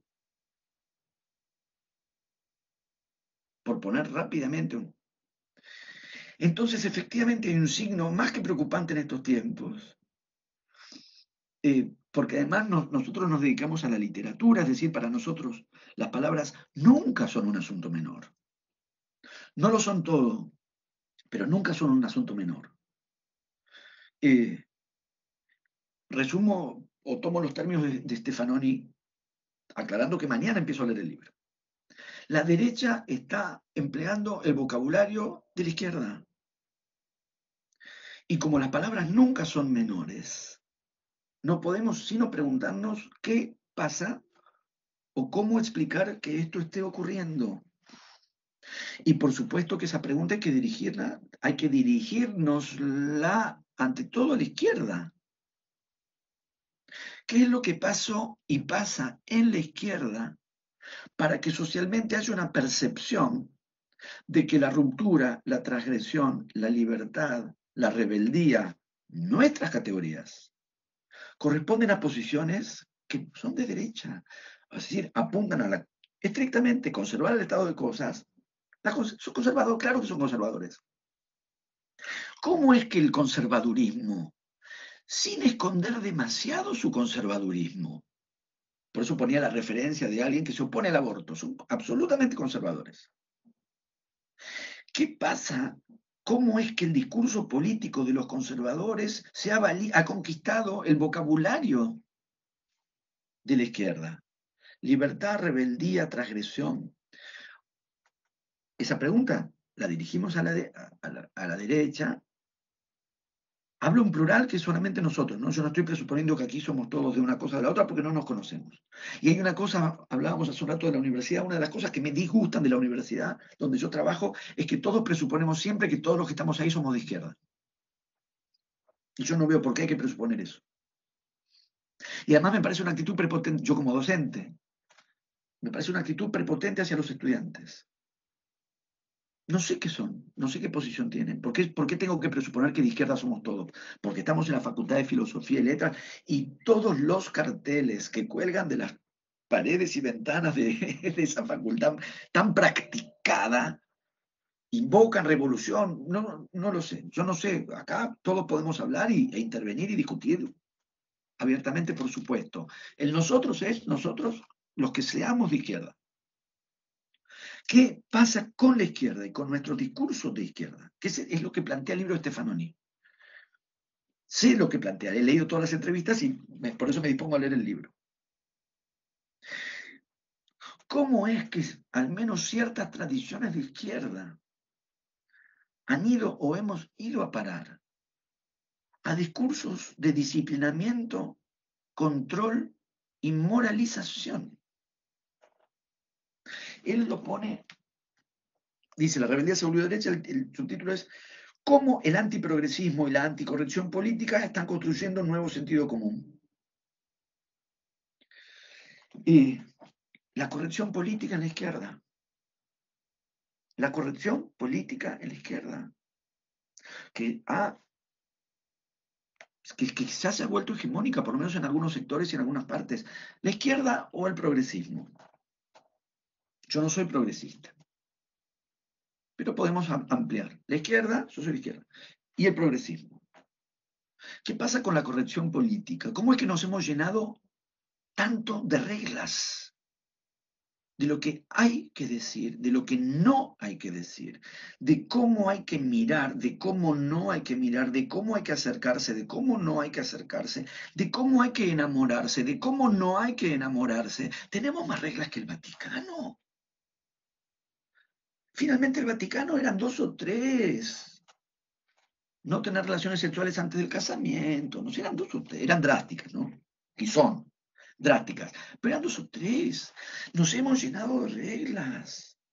El docente no recibe estudiantes con la puerta abierta de la oficina. El docente no mira a los estudiantes. El docente y los estudiantes no hablan con personas y no, una chica no se va a relacionar con alguien de tal edad o se va a... Uy, madre mía, cuántas reglas, cuánto control. Cuánta disciplina, cuánta denuncia, cuánta vigilancia. Nos hemos llenado de vigilancia. Nos hemos llenado de moral, de moralismo, no de moral, que quiero decir, no que yo digo, no me voy a hacer el cristiano. Nos hemos llenado de moralismos, de reglas, de controles y de castigos, y de intimidaciones y de vigilancias. Digo, para ampliar esta pregunta, ¿qué ha pasado en la izquierda? ¿O qué está pasando en la izquierda y en el progresismo para que pueda cobrar la eficacia que ha cobrado y sigue cobrando el lenguaje de la rebeldía, de la ruptura y de la transgresión en la derecha, en los reaccionarios más reaccionarios? Es un problema desolador. Pero que, insisto, muy en la tradición de la izquierda, nos debe llevar ante todo a una autocrítica. ¿Vieron que la izquierda? Primero la autoflagelación, no sé si ponerlo en esos términos, pero me aparecen metáforas cristianas, judeo-cristianas. Pero claro que revisar ¿Qué ha pasado con nuestro discurso y con nuestras prácticas? Para que esta sustracción de categorías haya sido posible. Entonces, claro, le llama a este candidato de Argentina, le llama anarcocapitalismo. Yo uno diría, bueno, los anarquistas le ponían bombas a la policía, está dispuesto, pero claro que no. No solo no. La única forma de intervención estatal, el candidato del que estoy hablando, que está en contra de todo, del Estado, dice que hay que disolver el Banco Central, que no hay que cobrar más impuestos, esa es su postura. Lo único que hay que mantener son las fuerzas de seguridad. Claro, y claro, quiero decir, al mismo tiempo decía, y claro, acá está, mirá qué anarquismo. Un anarquismo que solo quiere fuerzas de seguridad. Y al mismo tiempo, la zona atractiva de la ruptura, la transgresión, funciona. Funciona, atrae, fascina. Incluso Bolsonaro en Brasil ha logrado posicionarse, al menos en algunos aspectos, como el desobediente. Ahora, antes que o junto con encarar, abordar, desarticular, cuestionar esa trampa, que es lo que hacemos, también plantearnos por qué nosotros nos llenamos de tantas reglas y tantas obediencias. Y tanta vigilancia, insisto, y tanto castigo al que desobedece, el millón de reglas que hemos puesto para, insisto, enamorarse, relacionarse, acostarse con alguien. Supongo que no hace falta ni que decir, o sí, si hace falta, yo lo digo, por supuesto que no estamos hablando de ninguna forma de admisión, de ninguna forma de maltrato, ninguna forma de violencia, ninguna forma de humillación, ninguna forma de abuso. ¿Hace falta decirlo? Lo digo. Por supuesto, nada de eso. Nada de eso. Pero no hacía falta llenarnos de tantas reglas. Porque al fin de cuentas ya sabíamos que hay que ser un hijo de puta para hacer ciertas cosas. No, ya lo sabíamos. ¿Qué es toda esta regulación del mirar, del desear, del acercarse, del decir? Tenemos más normas que el Vaticano, insisto, y que el rabinato. Digo, yo soy de ese club. Magnífico, de verdad, insisto. Martín, bueno, me gustaría comentar muchas cosas, sobre todo, bueno, lo comento, pero paso la palabra a Laura, que ya han llegado al punto de que nos han robado la palabra libertario, que es una palabra anarquista de toda la vida, y ya pasó a ser de precisamente el sector de Milei, etcétera. Pero bueno, no me quiero detener porque Laura, la pobre, que nos está esperando para preguntar, pero quería quedarme a gusto. Adelante, Laura, por favor. A ver. Bueno, yo me voy a remontar a otro momento anterior en la conversación, de cuando estaba Juan Maveroz, ¿no? Hablo de Hitler, lo digo también en bajo, y tú hablabas de que era necesario sacarlos de estos discursos absolutos, ¿no? De la locura, y mencionabas a Hannah Arendt, y yo estaba pensando en tu novela Confesión y en lo que tú haces con Videla, ¿no? Que es también precisamente eso, intentar moverlo en el discurso y sacarlo de esa posición siempre antagónica, siempre también maniquea, ¿no? Del otro genocida. Entonces no sé si puedes hablar un poco de ese proceso de la construcción de Videla como personaje. Sí, bueno, te agradezco, y yo diría, como dije antes, porque además veníamos de hablar de Aira.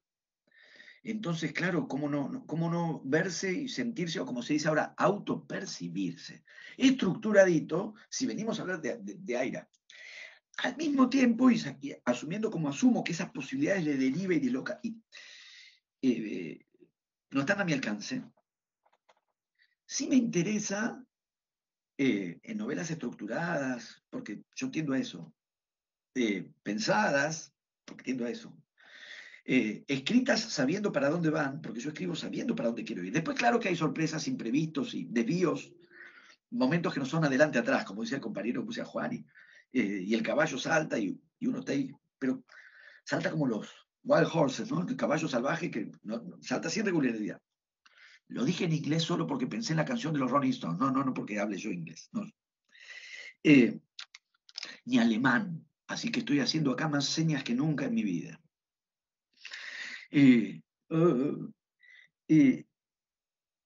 dentro de esa disposición que es la que a la que tiendo, no me fue, Laura, tan fácil asumir en las 3 partes que tiene confesión, que las 3 no miden lo mismo. Porque yo quería que midiera lo mismo. Y no, volviendo a esto, ¿no? Uno pauta, planifica, prevé, anticipa, no quiero perderme, quiero saber para dónde voy. Al mismo tiempo no hay que ser necio. El texto a la vez revela algo como una ciudad, revela algo, uno dice voy a ir para acá, y vas para ahí y de pronto haces así, hay un local de Adidas, ay, me parece que voy a torcer. No estaba previsto, pero vamos a torcer. Entonces sí, las novelas están muy pensadas y direccionadas, y al mismo tiempo la contingencia de la escritura, el acontecimiento de toda escritura plantea y hace aparecer cosas que sobre la marcha nos llevan a revisar y a reformular. Ahora, sí me interesa, bajo este estilo de pensar que tengo, como me ha dicho a veces mi analista, ¿todo lo piensas? Sí, hoy sí, me parece que sí. Apuntar a una desestabilización, una dislocación y una desestabilización, pensando que sea una dislocación y una desestabilización para el lector. Que no, como todos sabemos, hablábamos también de la soledad. Cuando uno escribe, el lector no está. En realidad es lo propio de toda escritura, ese desfasaje. De toda escritura. También cuando le dejamos una nota a alguien, ¿no? Me voy a las compras, vuelvo a las 9. La escritura supone que el interlocutor no está. Cuando el que escribe, el que lee no está. Y cuando el que lee, el que escribió no está. Después están los bares y ahí nos encontramos todos. O las ferias del libro, o los Google Meet y nos encontramos todos. Pero digamos, el lector no está ahí, pero un texto prefigura un lector posible. Posible, luego nunca se sabe, claro. Convoca a un lector posible o designa lugares, posiciones de lecturas posibles. Quiero decir, ahí donde el texto, no estoy diciendo autor real, que sería yo, lectora real, que serías vos, sino ahí donde el discurso mismo, el texto mismo, dispone una perspectiva de lectura posible. Digo posible porque después nunca se sabe cada lector. No ofrecer un lugar estable como posición de lectura desde el texto. No ofrecer ese lugar. Es decir, moverlo, dislocarlo, desacomodarlo, ahí donde podría constituirse. Eso sí me interesa mucho. Yo me considero una persona buena. Y a Videla una persona mala. Comparado con Videla, además, yo tengo mis cosas, pero... Y con Hitler, también, claro, esas comparaciones siempre nos van a favorecer. Ahora, ¿qué supondría literariamente, qué supondría como experiencia de lectura un texto donde el bien somos nosotros y el mal es el otro? Algo tan cómodo, tan previsible,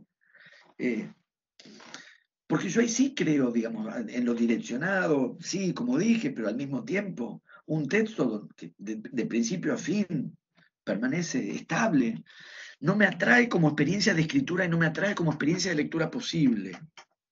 Entonces, si efectivamente se enuncia desde el bien, y enunciando desde el bien se señala el mal, da un texto que me resulta lo menos interesante del mundo. Lo que puede decir es verdad, digamos, pero en términos de formulación literaria y en términos de disposición de una experiencia de lectura, no me interesa en absoluto esa ratificación, porque es del orden de la ratificación.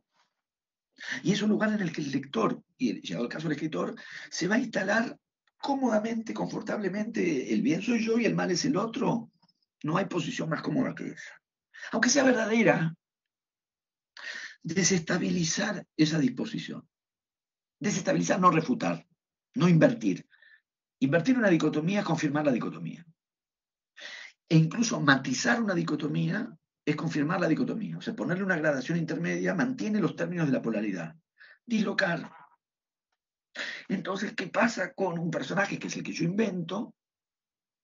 Que es una chica buena, que siente una fuerte atracción y fascinación por Videla, que no es el dictador de los años 70 y a la vez ya es el dictador de los años 70 porque para el lector ya lo es. Ahí es donde pensé estas escenas donde una chica de 12, 13 años empieza a experimentar esta fascinación que ella misma no termina de comprender y de codificar, porque además es una edad donde en todas las edades tenemos, ¿no? A cualquier edad podemos no saber bien qué es lo que nos está pasando.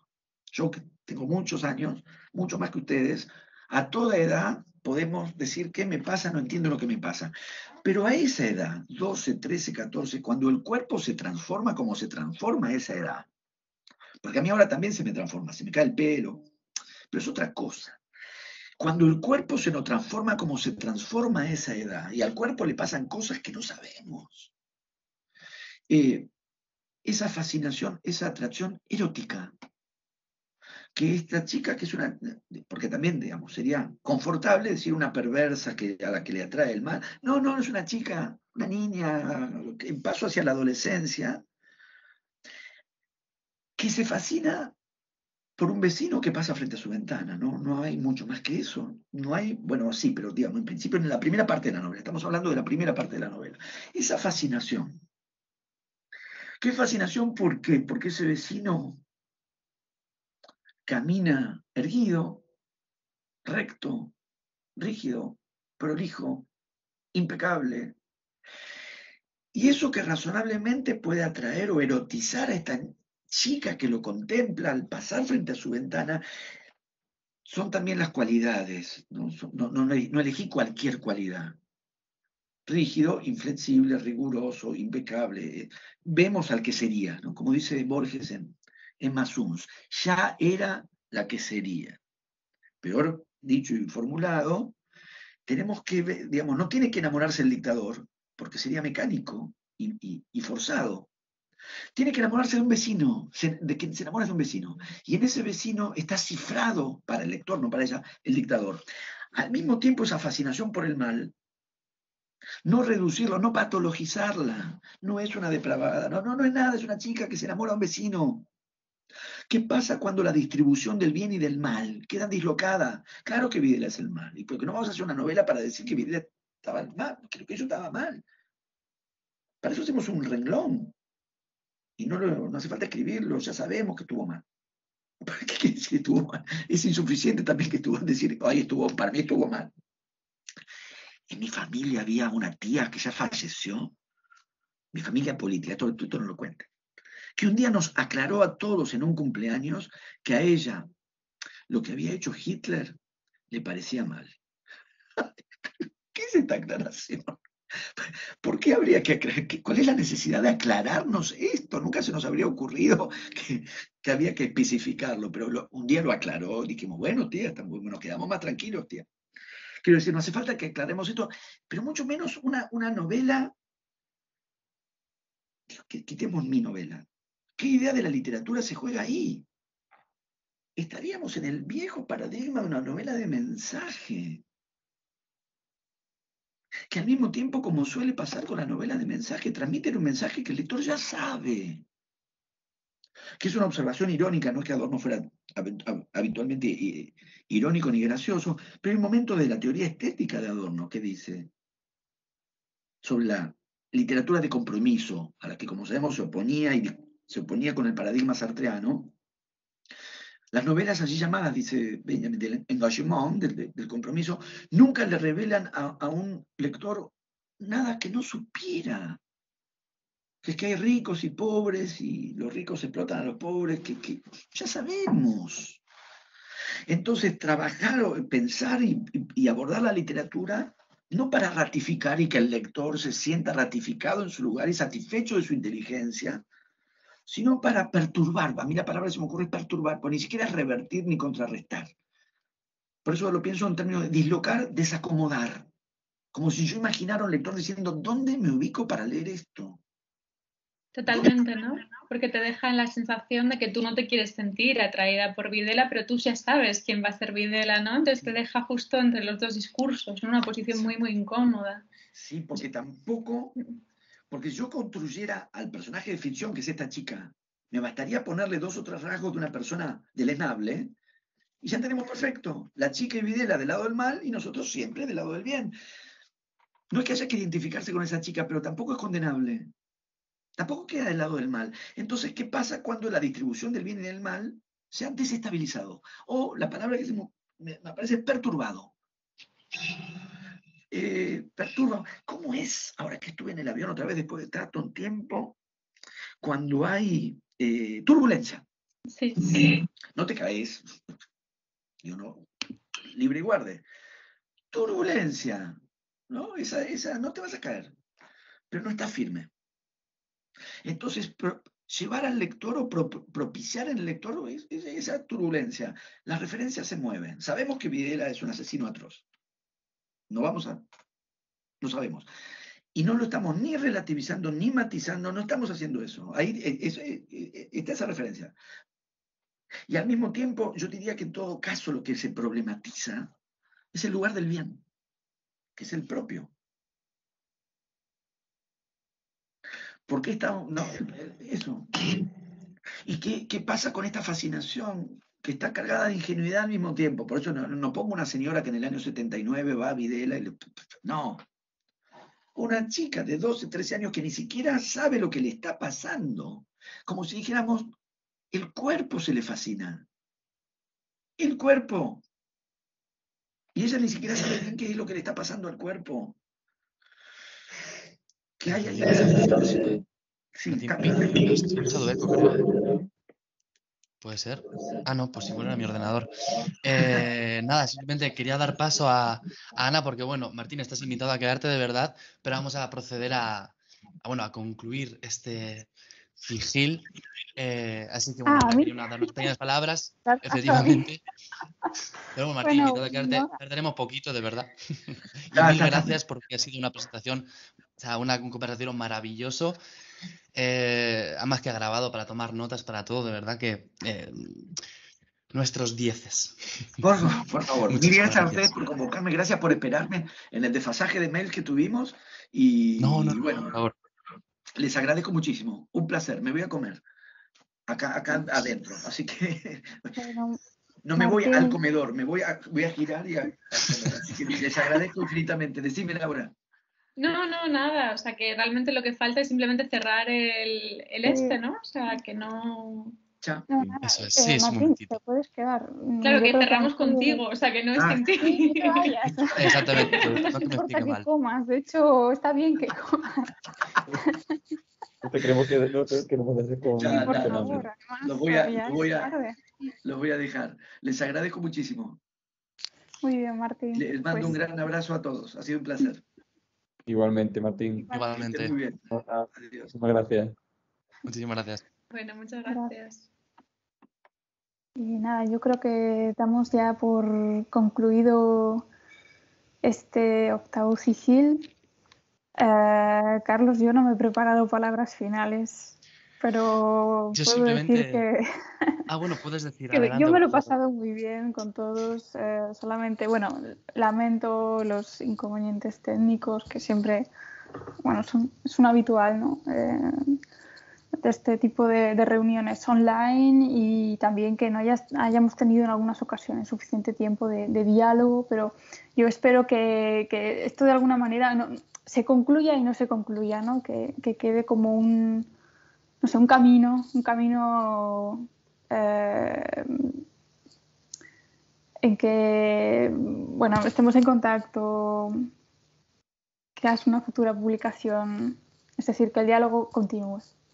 Y pues nada, Carlos, si tú tienes algo más que decir. Realmente me sumo a tus palabras, Ana, y añadir efectivamente eso que he visto en las mesas, hemos visto cómo diferentes investigadores e investigadoras jóvenes hemos podido compartir nuestros conocimientos y que es cierto que quizá más espacio para diálogo sería maravilloso y para eso está precisamente el haber hecho ahora mismo estos contactos. Sí que es cierto que podemos empezar a colaborar a través de correos electrónicos, tenemos acceso a diferentes teorías, líneas de investigación de universidades en Europa, en América Latina, en Estados Unidos, incluso también, y creo que eso hay que aprovechar. Y nada, no me va a demorar más, que bastante nos hemos demorado. Disculpas también, de nuevo, por los inconvenientes técnicos, pero bueno, son cosas que pasan y bueno, os deseamos bueno, muy feliz puente, sobre todo para los que están en España. No sé en el resto del mundo si será puente o no, si será festivo, pero bueno, muchísimas gracias por la participación y nos vemos en la próxima edición. Gracias. Muchísimas gracias a todos.